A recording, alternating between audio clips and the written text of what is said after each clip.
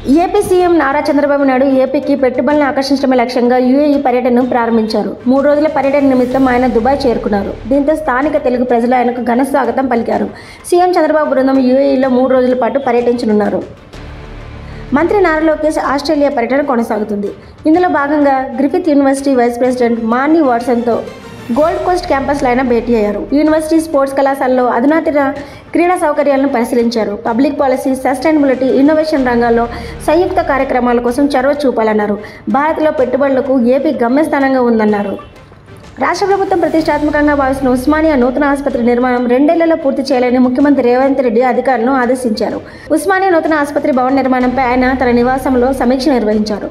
నూతన ఆసుపత్రి అవసరాలకు తగినట్లు అధునాతన వైద్య పరికరాలను సమకూర్చుకోవాలని, ఇందుకు సంబంధించి తగిన ప్రణాళికలు సిద్ధం చేయాలని అధికారులను సీఎం ఆదేశించారు. తుని రూరల్ గురుకుల పాఠశాలకు చెందిన ఓ విద్యార్థినిపై తాటిక నారాయణరావు అనే వ్యక్తి అత్యాచారానికి పాల్పడినట్లు తెలియడంతో మంత్రి నారా లోకేష్ మండిపడ్డారు.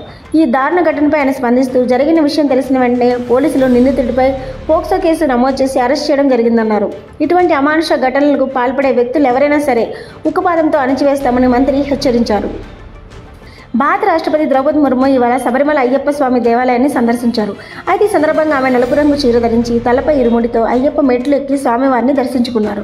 ఆమె వెంట ఉన్న అధికారులు సైతం ఇరుముడితో గుడికి వెళ్లారు. కేరళ పర్యటనలో ఉన్న రాష్ట్రపతి ద్రౌపది ముర్ము బుధవారం ప్రసిద్ధ శబరిమల ఆలయ దర్శనానికి వెళ్లారు. అయితే ఆమె ప్రయాణిస్తున్న హెలికాప్టర్ ల్యాండ్ అవుతుండగా హెలిప్యాడ్ ఉన్నట్టుండి కుంగిపోయింది. అయితే ఈ ఘటనలో రాష్ట్రపతికి ఎలాంటి ప్రమాదం జరగలేదని అధికారులు వెల్లడించారు. బంగాళాఖాతంలో ఏర్పడిన అల్పపీడనం ప్రభావంతో తిరుపతి జిల్లాలో జోరు వాన కురుస్తుంది. మంగళవారం అర్ధరాత్రి నుంచి ఎడతెరిపి లేకుండా వాన పడుతుంది. దీంతో పలు చోట్ల రహదారులు జలమయమయ్యాయి. రోడ్లపైకి భారీగా వరద నీరు చేరింది.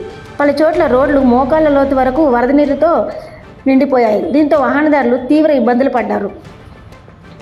నైరుతి బంగాళాఖాతంలో తీవ్ర అల్పపీడనం ఏర్పడింది. ఇది వాయుగుండంగా బలపడే అవకాశం ఉందని వాతావరణ శాఖ పేర్కొంది. ఉత్తర తమిళనాడు, పుదుచ్చేరి, దక్షిణ కోస్తా తీరాల వైపు కదులుతూ రానున్న 24 గంటల్లో మరింత బలపడే అవకాశం ఉంది.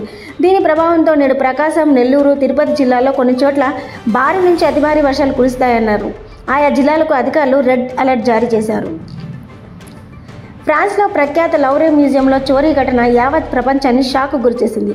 అత్యంత భద్రత కలిగిన ఈ మ్యూజియంలో చొరబడిన దుండగులు కేవలం నిమిషాల వ్యవధిలో విలువైన ఆభరణాలు దొంగిలించి పరారయ్యారు. చోరీ అయిన నగల విలువ దాదాపు 895 కోట్లు ఉంటుందని అధికారులు అంచనా వేస్తున్నారు. హైదరాబాద్లో 24 క్యారెట్స్ 10 గ్రాముల గోల్డ్ ధర 1,28,150 రూపాయలకు చేరుకుంది. 22 క్యారెట్స్ 10 గ్రాముల గోల్డ్ ధర 1,15,500 రూపాయలకు చేరుకుంది. కిలో వెండి 1,65,000 రూపాయలుగా ఉంది. మంగళవారంతో పోలిస్తే 10 గ్రాముల బంగారం ధర సుమారు 6,000 వరకు తగ్గింది. మరిన్ని ట్రెండింగ్ వీడియోల కోసం న్యూస్ 18 తెలుగు యూట్యూబ్ ఛానల్ను సబ్స్క్రైబ్ చేసుకోండి.